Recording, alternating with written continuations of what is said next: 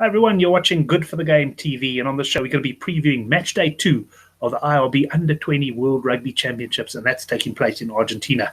We have, of course, had one day of matches already, but I didn't get terribly involved in that one from a betting angle. I like to keep my powder dry until I've seen all of the teams in action.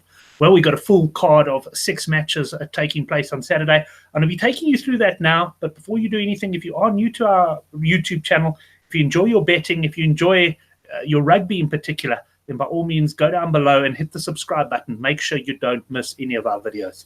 Let's go and have a look what happened in match day 1. And while I'm just sharing the screen with you, just to announce some disappointing news, I was having a look at the fixtures on SuperSport, and not all of the games are being covered live tomorrow. I do appreciate there's a lot of sport on, but for example, the Ireland-Australia game's not being covered live, and that's a massive disappointment because that really is a huge fixture.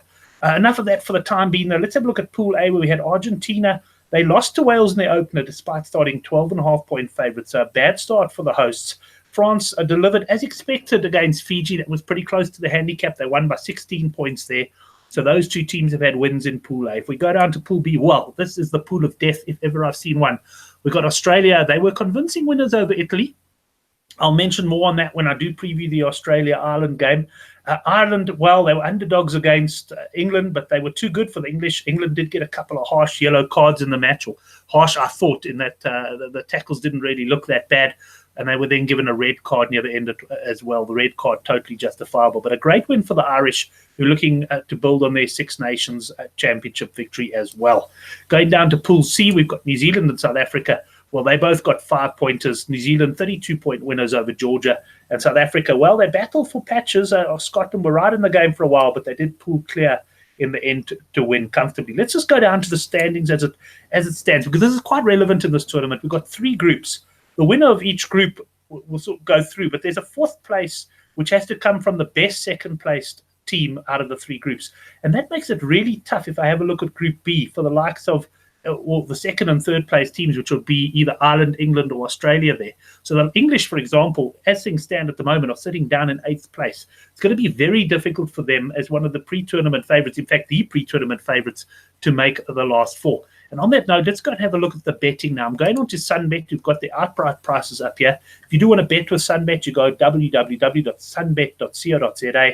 And go and open an account with them. You can link it to your MVG card. They really are a top bookmaker. They revamped their website a few months ago, probably up to about a year ago now, and they really have made great improvement. Let's have a look at the outright betting. You've got New Zealand under 20 side. They're 9-4 favourites. Then you've got England at 5-1, France at 5-1. France are the defending champions.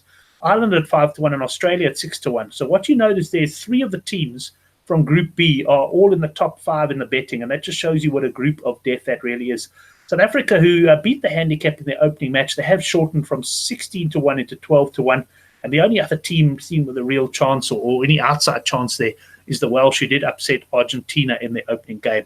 Let's pop over now to the match betting. I'm also looking at Sunbet because I like the way they show their outright betting and their match betting here, nice and clear for me to see.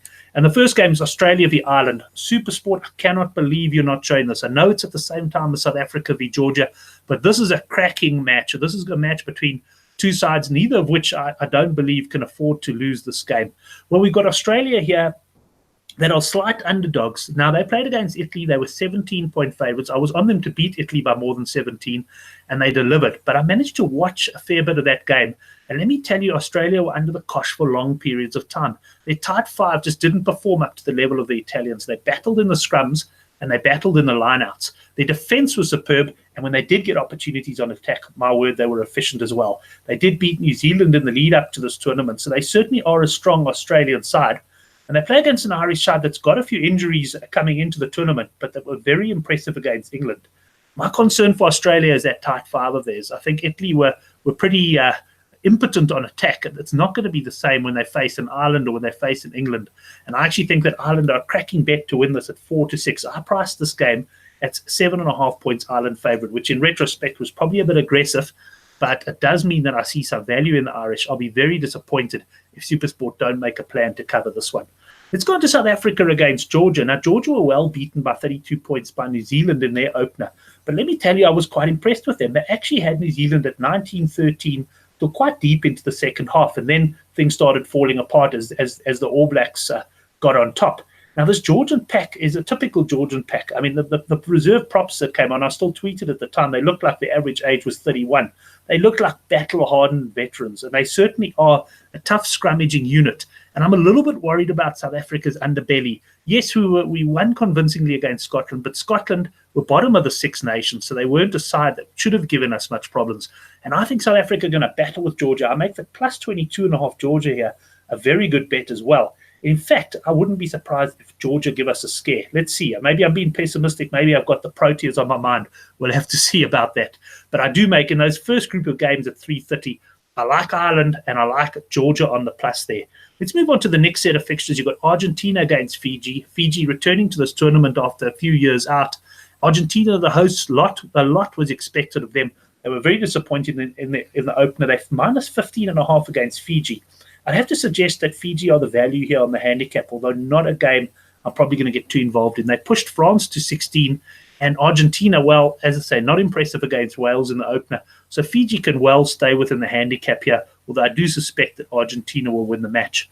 France against Wales, well, France are the defending champions. They have lost quite a few players since they won that tournament, although they do have their eighth man, who was player of the tournament last time and scored 3 tries the other day. He's an absolute monster playing from the back of the scrum. Wales showed excellent defence against Argentina, and I think this one could be closer than the betting suggests. I priced this one at about 6.5 points, France favourites. I see Wales plus 12.5. Depending on how the opening games go, I'll probably be having a nibble at that, but this particular set of group fixtures, I won't be getting too involved. If I have to pick just one of those bets, I would pick Wales over the Fiji plus, but might throw them both into multiples. England up against Italy. Well, this handicap has shifted a bit. I initially thought minus 22.5 England. It actually opened minus 26.5, and it's gone out to minus 30.5. Why is that? Well, let me tell you, it's got a lot to do with the format of this tournament. England, if they're going to make it, assuming that they're not going to top the group and Ireland, for example, will go on and top it, they've got to make sure that they've got to improve their points difference considerably. Now, they're currently sitting with no points. They lost their opener to Ireland by 16. So they need a 5-pointer here, but they not only need a 5-pointer, because if they level with teams in other groups at the end of the group stages and they do manage to finish second, then points difference is going to come into play.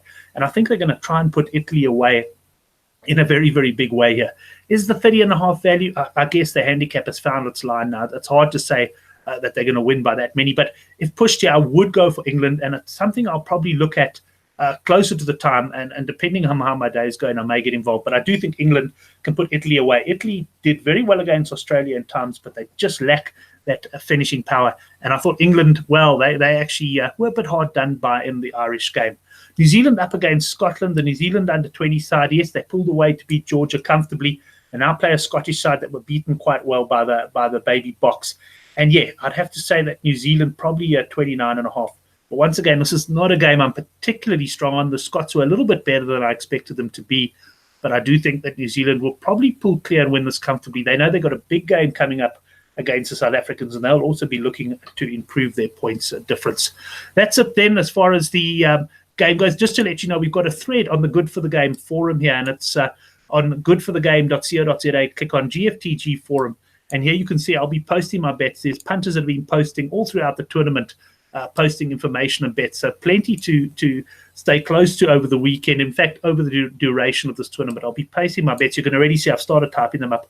Ireland, you can get 8 to 10 about the Irish, and I like that Georgia plus 22.5. Whether or not I'll throw anything else in, I'm not too sure at this stage.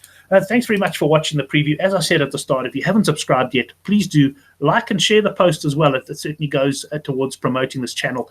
Our next show will be, we'll preview the Cricket World Cup game between South Africa and the West Indies. That'll be done on Sunday. And then our next live show will be Use It or Lose It, our rugby show. That's Monday night at 9.